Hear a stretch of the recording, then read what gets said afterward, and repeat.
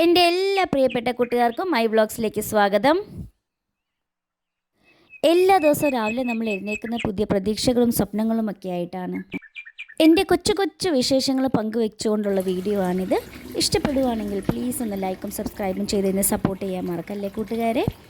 അപ്പോൾ രാവിലെ എഴുന്നേറ്റ് ഫ്രഷൊക്കെ ആയി പ്രഭാത കർമ്മങ്ങളൊക്കെ കഴിഞ്ഞിട്ട് ഞാൻ കിച്ചണിൽ വന്ന് ഒരു ചെറിയ വെള്ളം തിളപ്പിച്ച് ആദ്യം ഞാൻ ഫ്ലാസ്കിലെടുത്ത് വയ്ക്കും.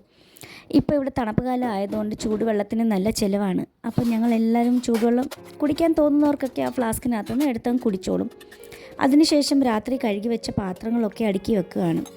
പിന്നെ പണി തുടങ്ങുന്നതിന് മുമ്പേ ആ പാതകം ഞാനൊന്ന് ക്ലീനാക്കി എടുക്കും. തുണി വെച്ച് നല്ലതായിട്ട് തുടച്ച് രാത്രിയെല്ലാം ക്ലീനാക്കിക്കൊണ്ടാണ് കിടക്കുന്നത്. എന്നാലും രാവിലെ എഴുന്നേറ്റ് അതൊക്കെ ഒന്ന് വീണ്ടും തുടച്ച് ക്ലീനാക്കിയിട്ടാണ് പിന്നെ എൻ്റെ പണികൾ ബാക്കി അങ്ങോട്ട് തുടങ്ങുന്നത്. അതൊക്കെ കഴിഞ്ഞിട്ട് മക്കൾക്ക് പാല് തിളപ്പിച്ച് കൊടുക്കാൻ പോവാണ്.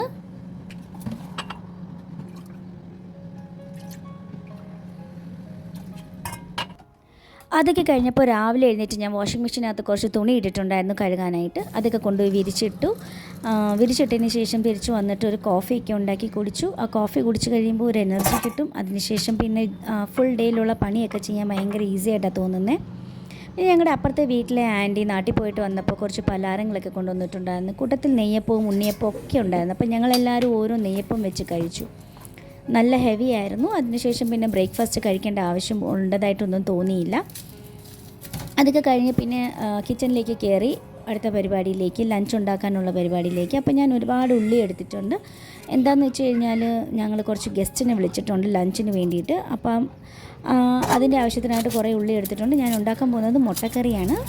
എൻ്റെ മെനുവിലുള്ളത് മുട്ടക്കറിയും പനീർ ബട്ടർ മസാലയും പിന്നെ ഫ്രൈഡ് റൈസും ഉണ്ടാക്കും. പിന്നെ പൊറോട്ട പുറത്തുനിന്ന് ഓർഡർ ചെയ്യും. പിന്നെ ഒരു സ്പെഷ്യൽ ഒരു മീൻ കിട്ടും ഇവിടെ താഴെ, മാമ മച്ചി എന്ന് പറയും. അപ്പോൾ ആ മീനും കൂടി ഞങ്ങൾ ഓർഡർ ചെയ്യുന്നുണ്ട്. അപ്പോൾ ഇത്രയാണ് ഞങ്ങളുടെ ലഞ്ചിൻ്റെ മെനു എന്ന് ഗസ്റ്റിന് വേണ്ടിയിട്ട്. അപ്പോൾ അതിന് വേണ്ടിയിട്ട് ഉള്ളിയൊക്കെ പൊളിച്ചെടുത്തു, വെളുത്തുള്ളിയൊക്കെ പൊളിച്ചെടുത്തു, എല്ലാം കഴിഞ്ഞു ക്ലീനാക്കി. പിന്നെ ഞാൻ അതൊക്കെ ഉണ്ടാക്കാൻ തുടങ്ങുകയാണ്.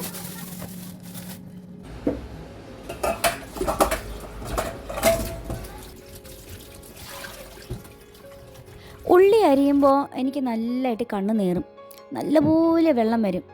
അപ്പോൾ ഈ ഉള്ളി അരിയുമ്പോൾ കണ്ണിന് വെള്ളം വരാതിരിക്കാൻ വേണ്ടിയിട്ട് പല പൊടിക്കൈകളും ഞാൻ നോക്കിയിട്ടുണ്ട്. അങ്ങനെ കുറേ പേര് പറയും അരിഞ്ഞിട്ട് വെള്ളത്തിൽ വെച്ചാൽ അത് പിന്നെ കണ്ണ് നീറൂല. ചിലർ പറയും ഫ്രിഡ്ജിനകത്ത് വെക്കണം, ഫ്രീസറിനകത്ത് വെക്കണം കുറച്ച് നേരം, അപ്പോൾ കണ്ണ് നീറൂല എന്നൊക്കെ. എൻ്റെ മമ്മിയൊക്കെ ആണെങ്കിൽ കുഞ്ഞുള്ളി എടുത്തിട്ട് പിച്ചാത്തിൻ്റെ അറ്റത്ത് ഇങ്ങനെ കുത്തി വെക്കുമായിരുന്നു. എന്നിട്ട് പറയും അങ്ങനെയാണെങ്കിൽ കണ്ണ് അരിയൂല എന്നൊക്കെ. ഞാൻ പലതും ട്രൈ ചെയ്ത് നോക്കിയിട്ടുണ്ട്. പക്ഷേ വലിയ ക്വാണ്ടിറ്റിയിലൊക്കെ ഉള്ളി എന്തായാലും അരിയുമ്പോൾ എൻ്റെ കണ്ണ് നീറുമായിരുന്നു. പിന്നെ കുറച്ച് മല്ലിയിലയും കൂടി എടുത്ത് കഴുകി വെക്കുവാണ്. ഇത് കഴുകി എടുത്തിട്ട് അരിഞ്ഞെടുത്തൊരു പാത്രത്തിട്ട് അടച്ചങ്ങ് വെച്ച് കഴിഞ്ഞാൽ പിന്നെ നമുക്ക് ആവശ്യത്തിന് കറിയിലൊക്കെ എടുത്ത് യൂസ് ചെയ്യാം.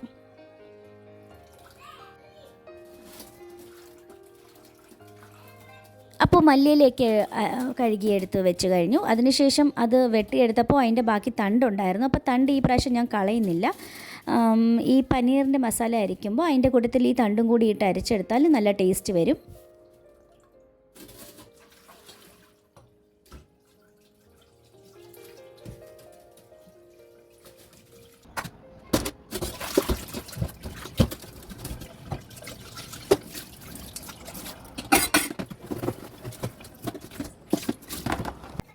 അപ്പോൾ മല്ലിയില അരിഞ്ഞെടുക്കുകയാണ്. മല്ലിയില അരിഞ്ഞിട്ട് ആ ടിഫിനകത്ത് ഇട്ട് അടച്ചു വെക്കും. പിന്നെ കറികൾ ഉണ്ടാക്കുമ്പോൾ അതിൻ്റെ മേളിൽ കൂടെ എടുത്ത് വെതറി കൊടുത്താൽ മതി.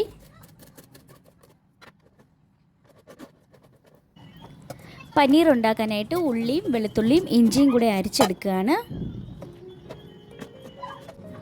2 തക്കാളിയും കൂടി ഇട്ട് കൊടുക്കുന്നുണ്ട്.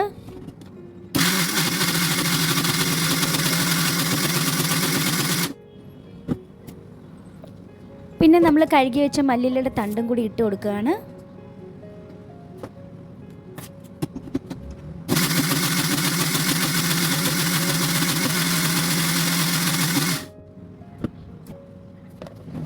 ഇതിനുശേഷം ആവശ്യമായിട്ടുള്ള മസാലകളൊക്കെ ചേർത്ത് കൊടുക്കാം. അതായത് മല്ലിപ്പൊടി, മുളക് പൊടി, മഞ്ഞൾപ്പൊടി, ഗരം മസാല, കുറച്ച് ജീരകപ്പൊടി, പിന്നെ ഞാൻ കുറച്ച് പെരുംജീരകം കൂടി ചേർത്ത് കൊടുക്കുന്നുണ്ട്. ഇതെല്ലാം കൂടി ചേർത്തിട്ട് വീണ്ടും നല്ല പേസ്റ്റ് രൂപത്തിലൊന്ന് അരച്ചെടുക്കണം. അതിനുശേഷം നമുക്കതൊന്ന് വഴറ്റിയെടുക്കാം.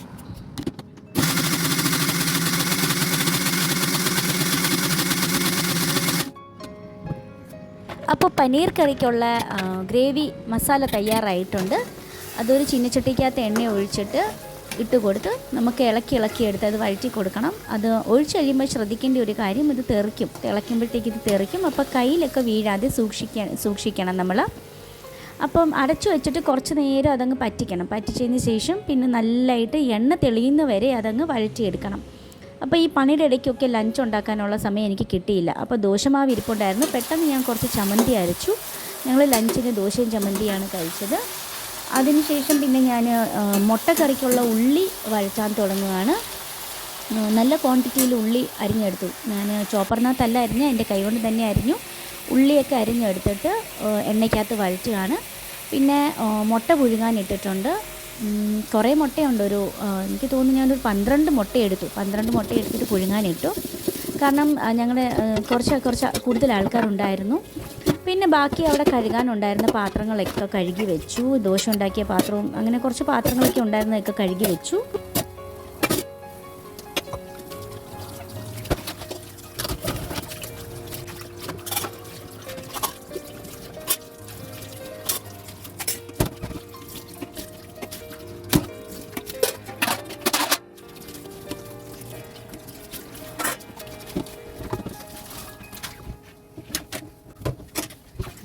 അങ്ങനെ ക്ലീനിങ് ഒക്കെ കഴിഞ്ഞപ്പോഴത്തേക്ക് ഉള്ളി നല്ലതായിട്ട് ഫ്രൈ ആയിട്ട് വന്നിട്ടുണ്ടായിരുന്നു. കളറൊക്കെ മാറി നല്ലതായിട്ട് വഴണ്ട് വന്നു.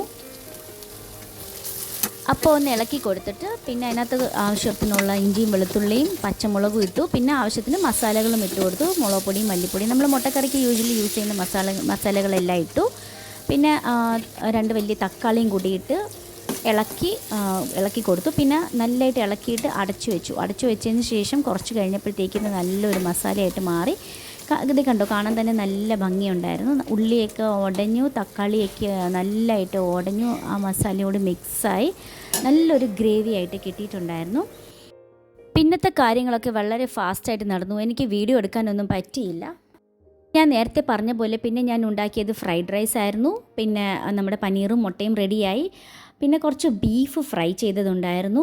പിന്നെ പൊറോട്ടയും മീനും കൂടി വാങ്ങിച്ചു. അപ്പം ഫോട്ടോ എടുത്തത് ഞാൻ ഇതിനകത്ത് ആഡ് ചെയ്തതാണ്.